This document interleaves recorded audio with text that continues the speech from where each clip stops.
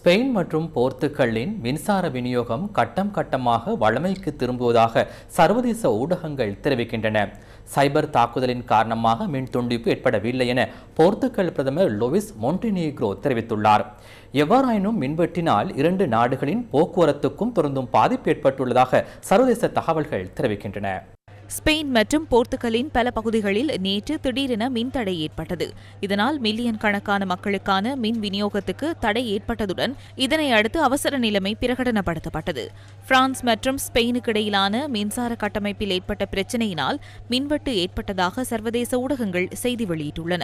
மின்வெட்டினால் இரண்டு நாடுகளிலும் ரயில் பயணங்கள் ரத்து செய்யப்பட்டு விமானங்களும் தாமதமானதுடன் வீதிகளின் சமிக்ஞை விளக்குகளும் செயலிழந்தன. தொலைபேசி மற்றும் இணைய சேவைகளும் செயலிழந்தமையினால் நிலைமை மேலும் தீவிரமடைந்தது. மெட்ரோ ரயில் போக்குவரத்துக்கும் பாதிப்பு ஏற்பட்டதாக ஐரோப்பிய கவுன்சிலின் தலைவர் அன்டோனியோ கோஸ்டா தெரிவித்தார். எவ்வாறாயினும் மின்வெட்டுக்கான காரணம் இதுவரையில் கண்டறியப்படவில்லை.